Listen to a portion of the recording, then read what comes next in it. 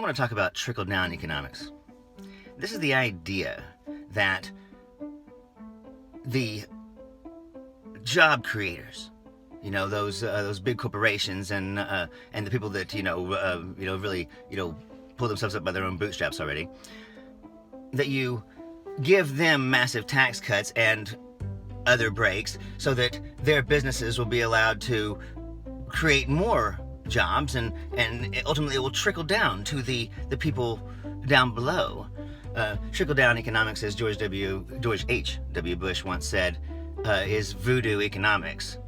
Maybe you saw that on Ferris Bueller's Day Off one time. This is very controversial. Does anyone know what Vice President Bush called this in 1980? Anyone? Something DOO economics. Voodoo economics. The reality is, it's absurd, and it's fucking bullshit. And it's happening again. The Republicans are going to have massive Medicare, Medicaid, and Social Security cuts so they can pay for yet another round of massive tax cuts for the rich. Between now and November the 8th, you recently put out an 11-point plan to rescue America. Two of the big points of which are, quote, all Americans should pay some income tax to have skin in the game, even if a small amount. Currently, over half of Americans pay no income tax. It also says all federal legislation sunsets in 5 years. If a law is worth keeping, Congress can pass it again. So that would raise taxes on half of Americans and potentially sunset programs like Medicare, Medicaid, and Social Security.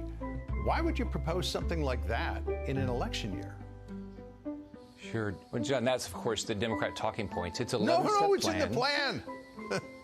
It's in the plan. Here's let's think about reality for a second. First off, let's talk about Medicare. But Senator, hang on. John. So it's not a Democratic talking point. It's in the plan. I remember people back in the 80s would tell my father that a rising tide raises all boats. And my father would always point out that, yeah, but the rising tide tends to swamp some of the smaller craft. They would just look at him with a cocked head and get into their Mercedes or their, more likely, $50,000 in 1990 massive pickup truck with chrome and, asshole written across the back window.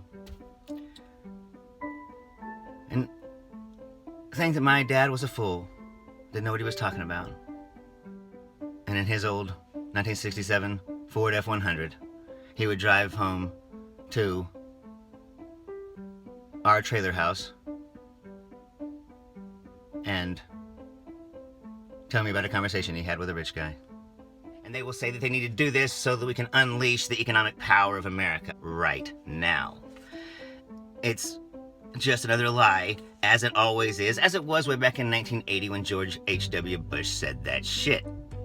Voodoo economics, and he was fucking right. It's like this, the PPP program. See, it's certainly fine to forgive all those loans, because those were for the businesses. It will trickle down somehow to those employees below, making sure that they, so that's fine. We can forgive those loans. That's perfectly fine. But forgiving $10,000 worth of student debt, that is absolute communism. By God, we can't do that. What the hell are you thinking? That's just absolutely insane. Now, $10 million to a business, that's absolutely fine, because, their 15 employees are not going to get fired. But $10,000 to a nurse in Omaha? Fuck her. Makes perfect sense. It's the same type mentality. The idea that there's only a certain size of a pie, and everybody gets their certain piece, and after a while the pie is gone, It's ridiculous. Like it never occurred to some old lady. It certainly did my grandmother. There's more people coming. You're gonna need to make more pie. What the fuck, Republicans? Poor people in America, when they receive any amount of money or any amount of help, it immediately goes back into the economy. people like me, you know, if I find $1 on the street, I buy milk on the way home because we're gonna need more milk. That's how it works for most people, Republicans. I know you don't realize that, but it is. If you give,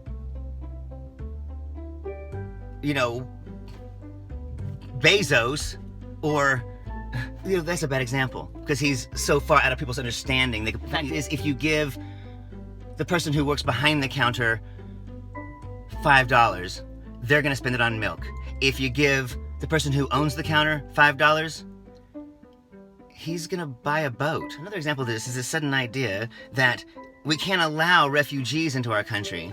You know, even though we have this big lawn jockey standing on the front porch in New York saying, you know, give us your tired, your poor, your huddled masses yearning to breathe free. But now suddenly we can't allow refugees because if we do, they might eat some of my pie. Y'all, we can make more pie. This is America. We're the land of apple pie. We can make more pie. My God. I'm Zachariah, Lone Star Liberal. Y'all take it easy.